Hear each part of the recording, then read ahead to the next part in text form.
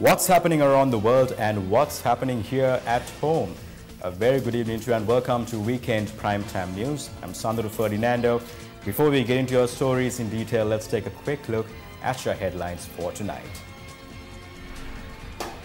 Sirius FM celebrates its 25th anniversary today.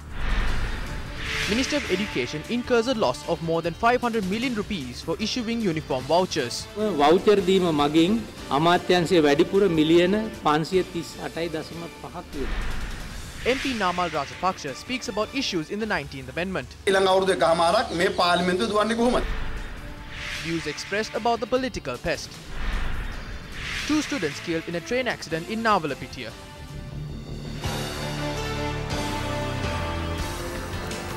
Speaking about fraud and corruption, United National Party parliamentarian Vijaydas Rajapaksa convened a media briefing yesterday. අධ්‍යාපන අමාත්‍යාංශයේ 2018 වසරේ නිල ඇඳුම් The Minister of Education incurred a loss of 2,685 million rupees in 2018 to issue vouchers instead of school uniforms. But if materials were distributed, it would have cost 2,146 million rupees. So the ministry has spent an extra amount of 538.5 million rupees in distributing vouchers. The next issue is the Suraksha Insurance Scheme. It is important to award the Suraksha Insurance to students. 2,700 million rupees were paid to the Sri Lanka Insurance Corporation to establish the Suraksha Insurance Scheme. The ministry spent a sum of 2,700 million rupees to insure insurance worth 400 million rupees. A certain percentage of this amount was reassured in an insurance company abroad, but we do not know the amount. So we believe that at least a sum of 1,200 million rupees has been reassured and sent as foreign exchange abroad. That is a 20% commission according to the usual procedure. There has been a huge fraud when it comes to the reassuring process. Meanwhile, attending an event to declare open a building at the Atumulla Muslim College, Minister of Education Nakil Viraj Karyavasa expressed these views. The MPs who have sworn in as Ministers of Education during the 52-day political turmoil has made various statements. These vouchers cannot be printed everywhere as certain security features must be inserted. He was not aware of this. It is printed with 4 colors anyway. As the page was blank, we decided to put photos of the President, Prime Minister and the Minister and State Minister of Education. Not a single cent was additionally incurred for this. The Minister then went on to speak about Suraksha Insurance Scheme. When our ministry called for tenders this time, the tender was awarded to Sri Lanka Insurance. However, the appeal committee then decided to award the tenders to a private company. Do not question me regarding the awarding of a tender to a private company. It was with the purest of intentions we decided to award the tender to Sri Lanka Insurance. However, it was evident that some form of suspicious activity was taking place. Ultimately, these funds went out of the country. The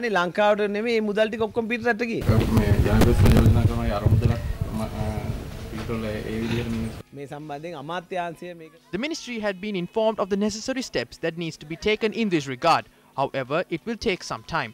Our ministry has received large number of claims. Whatever is expected will only be delivered after we settle all of these claims. Yesterday, Newsfirst reported of a news item that the Presidential Commission that was appointed to investigate into the fraud and corruption that have taken place at state institutions has decided to investigate into a complaint launched against Minister Lakshman Kiriyalla.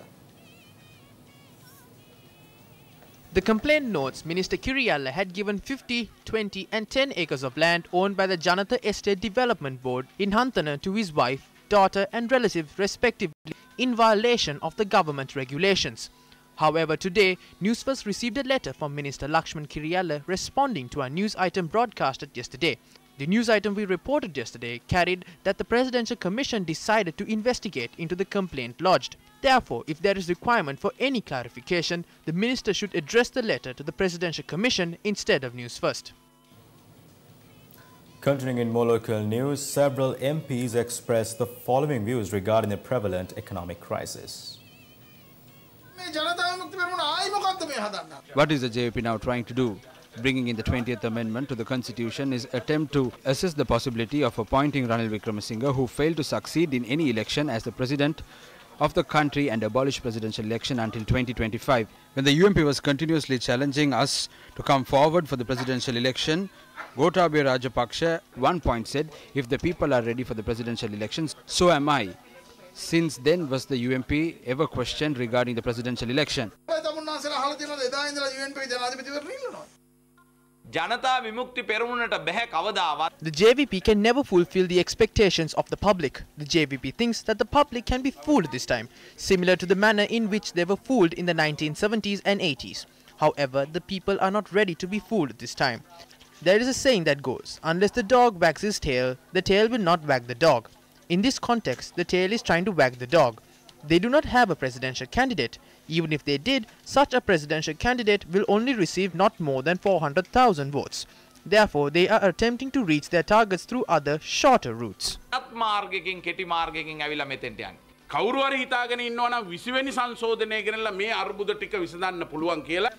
If everyone is under impression that the 20th Amendment to the Constitution can resolve the prevailing issues, I clearly state that the 20th Amendment to the Constitution will not resolve any issue. The upcoming budget is of a critical nature. This will be the last budget by the group headed by Ranil Wickremesinghe. It is clear that the aim of this budget is to fool the people. Speaking to Newsfirst, Attorney at Law and Head of the Legal Studies Department of the Open University, Raj Gunaratne, commented about the Constitutional Council. Now the question is, President basically recommends this promotion on the basis of the Latimer House principles. Latimer House principles are the principles that is basically relevant to all Commonwealth countries that deals with how the balance between the judiciary and the executive it should be maintained, how the balance should be maintained. The Constitutional Council, without any criteria, also refuses. As a result, what has happened is because, as I said before, that these career judges have been deprived of their right to get the promotion. Can the Constitutional Council act in this arbitrary manner? So therefore, I think what has happened actually is Constitutional Council has become a political institution, a politically motivated institution. Farmers of several villages which come under the purview of the Mahaveli Authority in Ambilipitiya are facing severe difficulties due to the spread of a destructive species named the brown planthopper. Farmers residing in Padalangala, Hingura and Kuttiyagala areas are inconvenienced by the spread of the insect widely known as Keeda. The farmers charge that around 300 acres have been destructed by this insect. The families of farmers whose main source of income is farming are facing numerous difficulties. They charge that although authorities have been informed of this, no steps have been taken to resolve the issue. We could have taken 150 bags of paddy. However, due to this issue, we can only use 1/3 of the harvest. The pests have destroyed almost half of our harvest. If we are provided with relief to at least purchase paddy seeds. We have informed the agrarian officer about this matter. He ignored us and threw our phones. We have paid for insurance. However, if insurance claims have been paid off by the company, we do not receive these funds. They have now resorted to a solution all by themselves.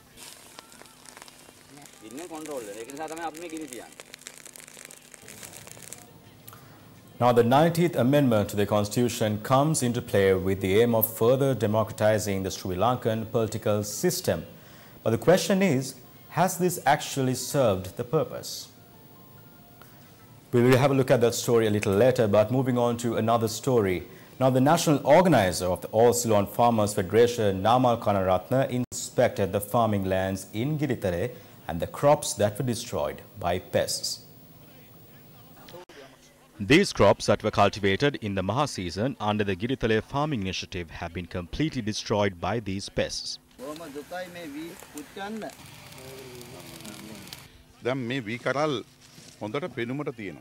This paddy cultivation looks prosperous, but the truth is that it is empty on the inside. Only the husk remains. This situation can be examined in any way you want. The paddy harvest looks prosperous, but it is empty on the inside, just like the leaders of this country.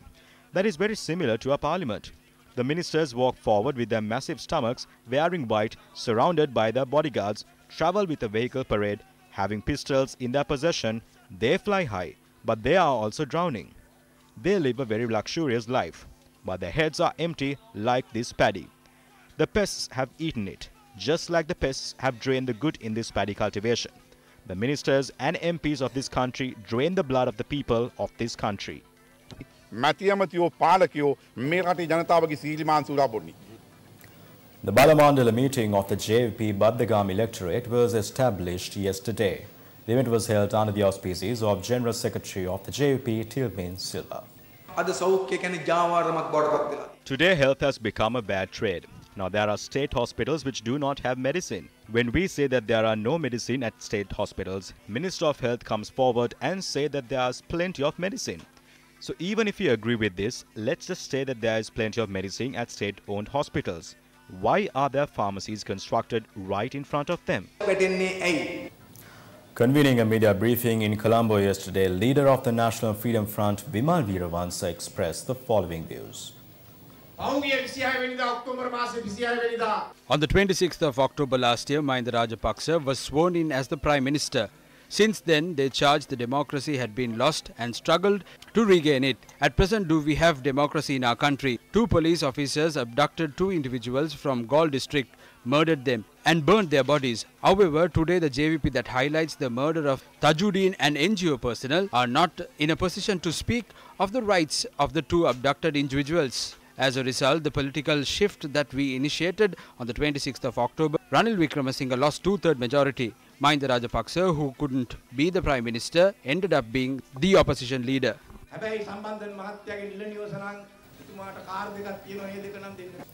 Sirius FM, which is revolutionized the art of radio throughout the island, celebrated its 25th anniversary this morning at the Department Studio Complex. Now, the top officials of the Capital Maharaj organization, officials of the Sirius FM and other distinguished guests attended this event.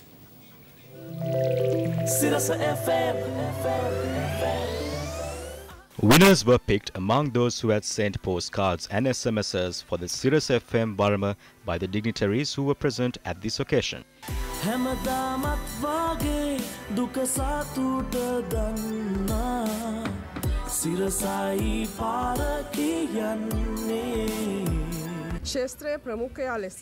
We are not only celebrating the anniversary of Sirius FM, we are also celebrating the 25th anniversary of the modern radio industry in Sri Lanka. As the market leader in innovation, it's the vision of the chairman of Capital Maharaja organization to invest in a modernized, listener-centered radio culture. It's Sirius FM who introduced the 24/7 round-the-clock radio broadcast. It's a well-known fact that breaking news concept was introduced first by Newsfirst on Sirius. It's not easy to remain as the most popular radio channel for 25 years. This was achieved because our listeners placed their trust in us. Sirius celebrates 25 years. We are about to launch a housing project in partnership with the Housing, Construction, Culture Affairs Authority termed as Sirius Nivasa. Sirius media power is incomparable. Sirius FM, the #1 Sinhala language radio station in the country, commenced transmission on the 2nd of March 1994. Programs such as Surya Sirasa, Lobin Kandala, Dahasak Mal touched the hearts of listeners around the island and ultimately became the favorite radio channel of hundreds of thousands of listeners. Sirius FM was awarded as the most popular FM channel at the Unda Radio Awards ceremony in 1994. Sirius FM won the Slim Award for the People's Radio Channel from 2006 to 2012 consecutively. Sirius FM, pushing limits beyond radio signals, crowned by the people of the nation, will continue to remain in the hearts of the Sri Lankans. Meanwhile, a musical festival with 25 bands and 25 renowned artists, one of the largest musical festivals in Sri Lanka, kicked off at the Kadol Kale ground in Negombo. The show was held in line with the 25th anniversary of Sirius FM.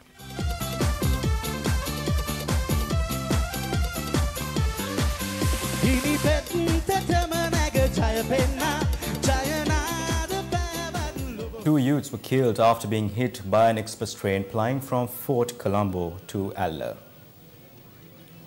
The accident took place at around 9:10 this morning. Police said the two youths were walking along a railway track 1 kilometer from the Navalapitiya railway station. Another girl who was walking in front along the railway track at the time of the accident. Police said the train had hit the boy when he attempted to rescue the two girls. The deceased was Lanka Harsha Kumar from Dekida, Navalapitiya, and Pumi Bhagya, a resident of Imbulapitiya, Navalapitiya. They were 16 and 15 years of age. The remains are placed at the Navalapitiya hospital and the police have commenced investigations. A 2-year-old child and her father were killed in an accident in Kurunegala. A correspondent said that the accident took place when the three-wheeler they were travelling in collided onto another motor vehicle. The mother of the child is currently receiving treatment at the intensive care unit of the Kurunegala Teaching Hospital. They are residents of Hemandagama area in Kegol. The driver of the vehicle has been arrested over the accident.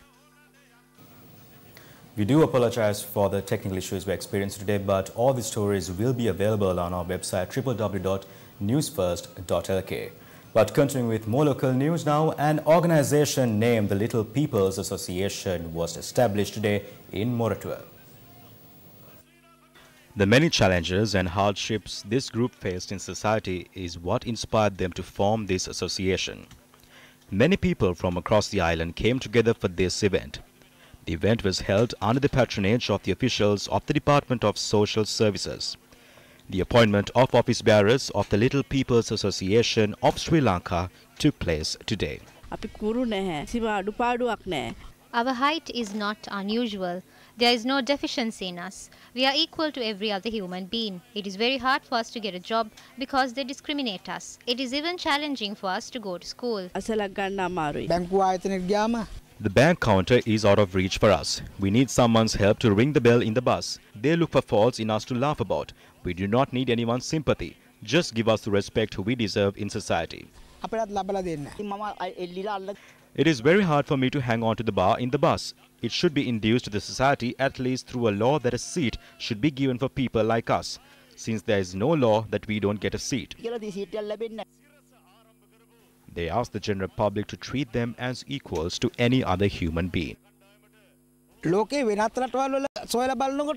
relation to other countries, there are counters and steps designated for them. Is the Department of Census aware of how many of us are there? How are we accounted for? The Department of Social Services advises that people refrain from using other names to refer these individuals. They recommended that they be referred to as Mihimids. We condemn the referring of an individual or a group of individuals by the structure of their bodies. The first thing that we need to do is to make sure that they get the respect they deserve from the society. A special ceremony to commemorate the 68th anniversary of the Sri Lanka Air Force took place at SLAF base camp in Hinguragoda this morning. This ceremony was presided over by President Maithripala Sirisena. President Maithripala Sirisena was welcomed by the Commander of the Air Force, Air Marshal Kapila Jayampati, to the ceremony at the SLAF base camp in Hinguragoda this morning. President's Award were presented to the SLAF's No. 7 Helicopter Squadron and the SLAF's No. 8 Live Transportation Squadron for the services they have done towards the nation.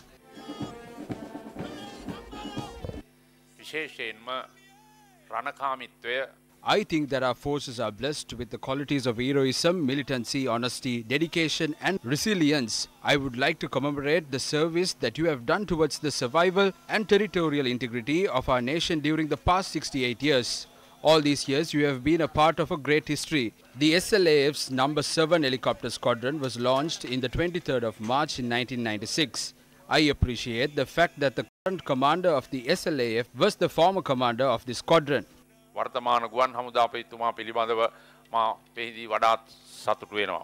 Meanwhile, the President opened the Air Tattoo and Carnival of the SLAF to commemorate the 60th anniversary of the Sri Lanka Air Force. The President was also presented with a book on the training. The head of state also launched a new website during the event. In more local news, a silent vigil was held today in Kandy to raise voice against animal cruelty. Members from several animal welfare societies and animal lovers in the vicinity volunteered for the protest. The protest mainly charged on the inhumanity meted on more than 38 sprayed and fully vaccinated community dogs who have been living for years in and around the temple of the sacred tooth relic and other devils without causing inconvenience to anyone. The protesters said that these dogs have been overdosed with potent sedatives in the night over several days prior to the last Poya day, and the dying, dead and unconscious dogs were loaded into vehicles and dumped in undisclosed locations. The protesters requested the responsible authorities of the vicinity to look into the incident. Commemoration ceremony of the Varyapola Sri Sumangala Thera took place opposite the statue close to the temple of the Sacred Tooth Relic in Kandy today. Sri Sumangala Thero is written in the books of history as the Thero who stood against hoisting the British flag before the Kandyan Convention was signed. Taking down the British flag and rehoisting the Lion flag by the Thero is considered as a remarkably brave act which was done on the 2nd of March 1885 on a day like this. Today's event was graced by the chief incumbent of the Askari chapter, Most Venerable Varakagoda Sri Jnanaratana Thero. At present, there are several attempts to draft a new constitution. The Mahasangha has stated several times that the country does not require a new constitution at present. We need to consider whether state leaders pay any attention.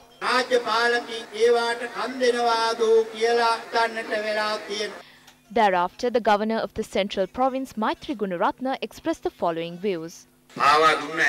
At present, state leaders act according to some diaspora. We cannot permit such actions as we have been betrayed enough. The powers vested in the president has been reduced. The president has sacrificed the maximum possible. It is one political party that is trying to achieve this and to strengthen another political party in the north. It is this political party that is attempting to control the government. However, this party has not served the people of the north in any way.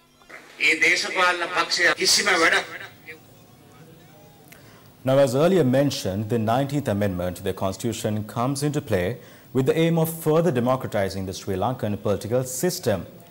However, the question really is, does this actually serve its purpose? Theoreticians of the 19th Amendment to the Constitution, M.A. Sumandiran, Dr. Jayampathy Vikramaratne and several others attempted to establish rules and regulations that would further strengthen the prime ministerial position of Ranil Wickremesinghe or to increase the power vested in his position. Against this backdrop, the 19th Amendment to the Constitution transforms into a document that hinders the functions of any government. The critical drawbacks of the 19th Amendment to the Constitution was clearly demonstrated during the recent 52-day political turmoil in our country. MP Nama Rajapaksa expressed the following views in this regard. The 19th Amendment to the Constitution vests power. However, it is unclear as to who gets powerful. If the upcoming budget is defeated, the Parliament will be dissolved. However, the Parliament cannot be dissolved until the Prime Minister is changed. If the Prime Minister cannot be changed and Parliament cannot be dissolved, and if the government does not change when the budget is defeated, how can the government continue for the next 1.5 years? 5 Gammadha projects were launched today in line with the 25th anniversary of Sirius FM. These projects, headed by the young leaders of Gammadha, commenced in Ratnapura, Trincomalee, Putlam, Hambantota and Matra today. Steps were taken to initiate a clean water project for the locals living in the Moravavayaya village in Trincomalee. In line with the 25th anniversary of the Sirius FM, work on a new drinking water project was initiated today, making the dreams of the people of the Gotami village in Kataragama a reality. A ceremony to lay the foundation stone for the renovation of the electrical protection unit of the Hatton Ruwanpura water pump was held today. The renovation activities of the main water source of the Hatton Ruwanpura village also took place today. Another project focusing on building a public library for the children in the Pituduwa village in Valigama commenced this afternoon. The project commenced at the Valigama Pituduwa temple. Another project commenced this afternoon to build a nursery in the Athikulama village in Anamado, Putlam. This project aims to facilitate young children of more than 100 families.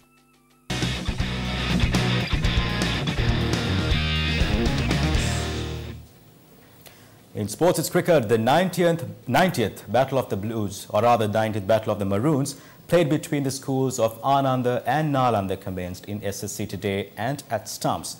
Anand in their first innings were 52 for the loss of 4 wickets in reply to Nalanda's 269 for 7.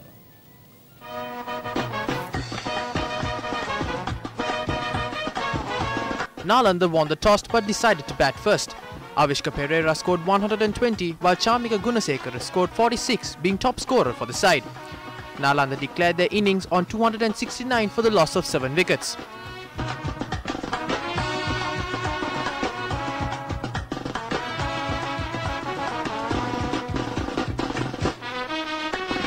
Meanwhile, the 85th Battle of the Saints, played between the schools of St. Joseph's Maradana and St. Peter's Bamblipite, ended in a draw. The match was played at the Pisara Oval in Colombo and batted first. St. Peter's scored 219 before being bowled out. In reply, St. Joseph's declared their innings on 286 for the loss of 8 wickets. At the end of today's play, St. Peter's, batting in their second innings, scored 317 for the loss of 6 wickets. And with that, wrap up news for tonight. Do take care and good night.